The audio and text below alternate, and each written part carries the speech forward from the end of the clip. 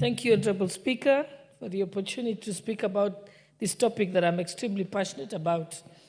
I think as members of Parliament, we must first start to stop lamenting and act, because the only place where the action can happen is here in Parliament. We can pass the necessary laws and regulations to ensure that our farmers are protected. And it's not just the coffee and tea farmers. It is farming across the sector.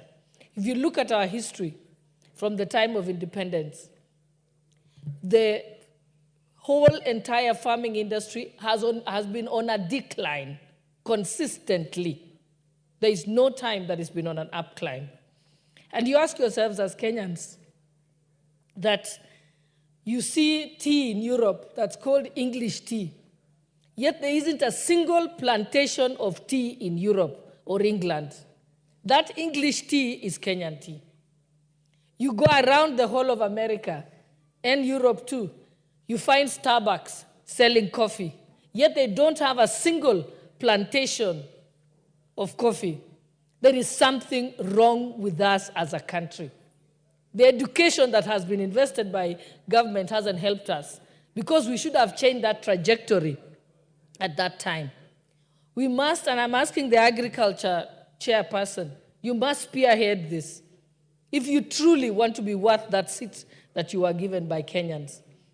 That you must engage with the ministry and stakeholders and find ways of turning this around, so that any tea that's being sold abroad is called Kenyan tea and not English tea, because the plantations are ours. We also, because we have continued to behave like we are being colonized.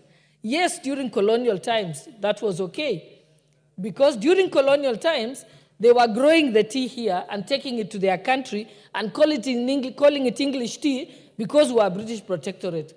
But we are not a British protectorate or colony anymore. So we must start first by even changing the name of the tea. If you look at what the food production that we used to have, we used to produce sufficient rice, we used to produce sufficient palm oil, sufficient coconut oil, sufficient wheat, sufficient sugar, sufficient maize.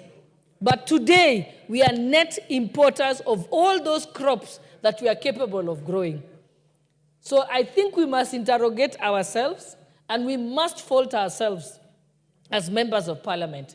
It is not the job of the farmer to resolve that issue. It is our job.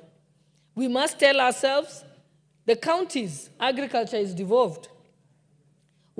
How much are the counties putting in ensuring that they maximize rice production so that our supermarkets are not filled by imported rice?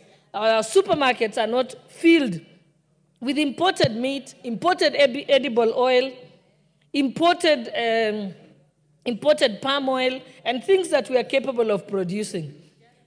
Even imported nuts that we are capable of producing, yet we have the land and the labor. So unless we act as Parliament, Kenya will always remain poor, and Kenya will always be a net importer of food that they can produce. And remember, those countries don't have the labor force that we have. So it's about time that we start to look inward instead of speaking like somebody else will resolve it.